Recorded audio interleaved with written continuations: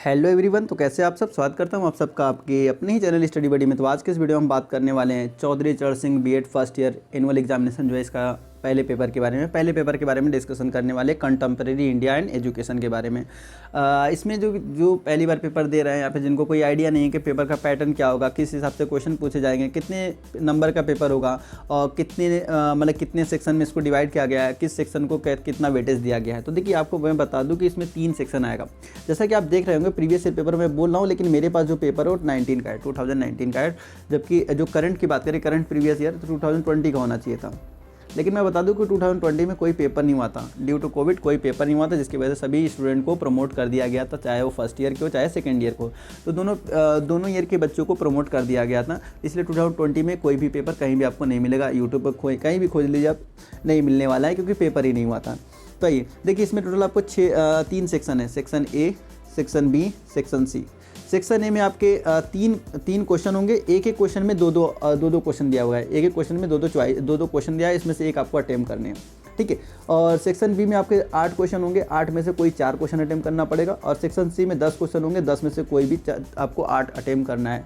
तो section A में 3 question आपको अटेम्प्ट करने, 3 क्वेश्चन, एक क्वेश्चन 16 मार्क्स का है, एक क्वेश्चन 16 मार्क्स है, तो यहाँ से 48 मार्क्स का क्वेश्चन हो जाएगा। और सेक्शन बी में आपको 4 क्वेश्चन अटेम्प्ट करने हैं और एक क्वेश्चन का वेटेज 4 मार्क्स का है, तो यहाँ से 16 मार्क्स का हो जाएगा।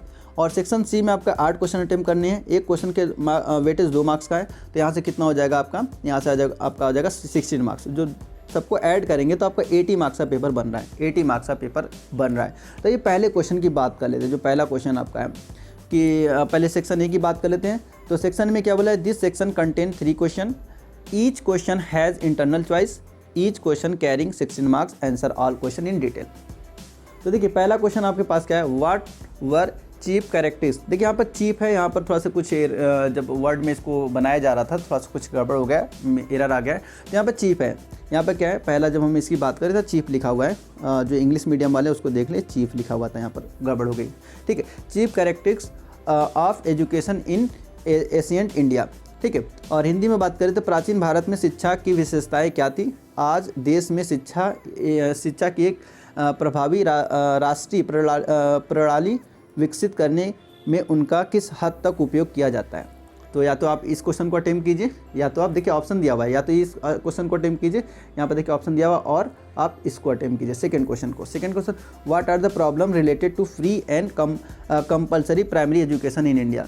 तो आपको बताना है कि जो भारत में मुफ्त और अनिवार्य प्राथमिक शिक्षा से संबंधित समस्याएं क्या क्या है, मतलब क्या क्या समस्याएं आ रही है, इसके बारे में आपको बताना है। तो दोनों में से कोई एक क्वेश्चन आपको अटेम्प्ट करने हैं, दोनों में से कोई एक क्वेश्चन अटेम्प्ट करने हैं। जैसा कि मैं बता दूं क्वेश्चन नंबर 1 का जो फर्स्ट पार्ट है, क्वेश्चन नंबर 1 का जो फर्स्ट पार्ट है ये 2017 में भी आया हुआ है, 2017 में आया, 80 में छोड़कर 2019 में भी आया हुआ है, 2019। तो इसका मतलब जो प्रीवियस ईयर है 2019 अगर छोड़ दिया जाए तो इस साल आने का चांसेस इसका बहुत ज़्यादा है, इस साल इस क्वेश्चन का आने का चांसेस ज़्यादा है, क्योंकि देखिए अल्टरनेट क्या कर रहा है कि एक साल छोड़ के एक क्वेश्चन पूछा जा रहा है, ठीक है। तो भाई सेकेंड क्वेश्चन की तरफ चलते हैं। सेकेंड क्वेश्चन आपका है, Wood dispatch is called a magna carta of Indian education, discuss. तो वुड डिस्पैच को भारतीय शिक्षा का मैग्ना कार्टा कहा जाता है, विवेचना कीजिए, ठीक है। या तो इसको क्वेश्चन अटेम्प्ट कीजिए या तो सेकंड क्वेश्चन अटेम्प्ट कीजिए। तो दोनों में से देखिए ऑप्शन है, या तो पहले क्वेश्चन को अटेम्प्ट कीजिए या सेकंड क्वेश्चन को आप अटेम्प्ट कीजिए। What was the effect of Indian university act of 1994 on the universities and affiliated college of India. तो भारतीय विश्वविद्यालय अधिनियम 1904 का भारत के विश्वविद्यालय और संबद्ध महाविद्यालयों पर क्या प्रभाव पड़ा, ठीक है। इसके बारे में इनके बारे में डिस्कशन कर सकते हैं आप, पहले या दूसरे के बारे में डिस्कशन कर सकते हैं। अच्छा तीसरी की बात कर ले, explain the main feature of national education policy 1986। तो देखिए एक क्वेश्चन आपको एजुकेशन पॉलिसी से आ जाएगा, तो एजुकेशन पॉलिसी को आपको पढ़ के जाना है, एजुकेशन पॉलिसी से एक क्वेश्चन आपको मिल जाएगा, ठीक है।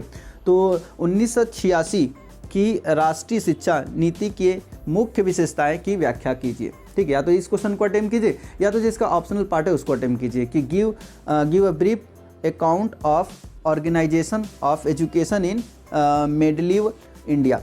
तो मध्यकालीन भारत में शिक्षा के संगठन का संक्षिप्त विवरण दीजिए, ठीक है, तो दोनों में से कोई एक ऑप्शन आप कोई एक क्वेश्चन आप अटेम्प्ट कर सकते हैं। तो यहाँ से आपका 48 मार्क्स का हो जाएगा, 48 मार्क्स। ठीक है, अब आइए सेक्शन बी की तरफ चलते हैं। सेक्शन बी देखिए, कंटेम्प्रेरी ऑफ इंडिया के क्वेश्चन के बारे में हम बात कर रहे हैं। तो सेक्शन बी में बोला कि दिस सेक्शन कंटेन 8 सब क्वेश्चन। देखिए इसमें क्या है, देखिए क्वेश्चन ए और बी में क्या आप डिफरेंस मालूम कर लीजिए थोड़ा।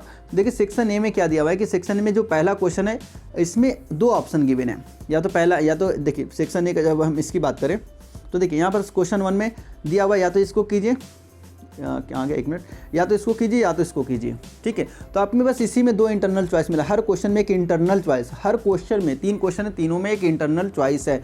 लेकिन अगर हम सेक्शन बी की बात करें, सेक्शन बी में टोटल आपको 8 क्वेश्चन गिवन है, टोटल 8 क्वेश्चन गिवन है। उस 8 में से कोई सा भी आपको 4 करने हैं, कोई सा भी आपको 4 क्वेश्चन अटेम्प्ट करने हैं। तो देखिए यहाँ से 8 में से कोई सा भी आप 4 अटेम्प्ट कर सकते हैं, इस 8 में से कोई सा भी आप 4 अटेम्प्ट कर सकते हैं। ये नहीं, ऐसा नहीं कि आपको जैसे कि कोई किसी में इंटरनल आपको चॉइस मिला हो, तो आप यहाँ पर आपके पास कितने क्वेश्चन है, 8 क्वेश्चन, 8 में से कोई सा भी आप 4 क्वेश्चन अटेम्प्ट कर सकते हैं। पहला question, right the main feature of education in Buddhist period. ठीक है, तो बौद्ध काल में शिक्षा की प्रमुख विशेषताएं लिखी हैं। तो आपको इसके बारे में डिस्कस करना है, या तो इसके बारे में कीजिए डिस्कस, या तो what were the main aims of education in medieval India. मध्यकालीन भारत में शिक्षा के मुख्य उद्देश्य क्या थे, इसके बारे में डिस्कस कीजिए। या फिर right the main recommendation of Sadler commission. ठीक है, तो सैडलर आयोग की प्रमुख सिफारिशें लिखिए। ठीक है, अब फिर उसके बाद आते हैं नेक्स्ट क्वेश्चन नंबर 4 की तरफ। क्वेश्चन नंबर 4 में बोला कि explain the need of women education. तो महिला शिक्षा की आवश्यकता की व्याख्या करें।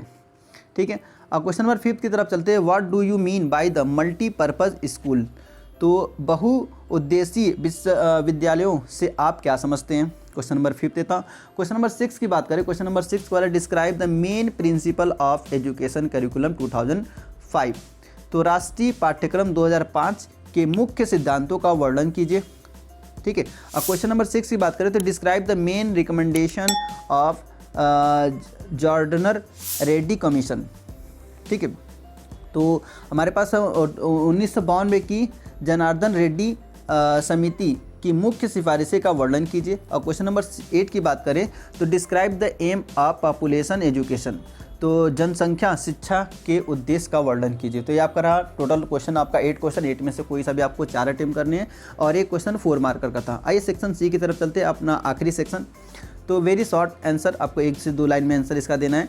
एक क्वेश्चन 2-2 मार्क्स का है। ठीक है, इसमें देखिए यहाँ पर लिखा है कि आपको 8 ही क्वेश्चन के आंसर देने हैं और एक क्वेश्चन आपके 2 मार्क्स के हैं और टोटल नंबर ऑफ क्वेश्चन 10 है। तो what is mean by the Sarva Shiksha Abhiyan. तो सर्व शिक्षा अभियान का क्या अर्थ है। सेकेंड है who gave the idea of filtration theory.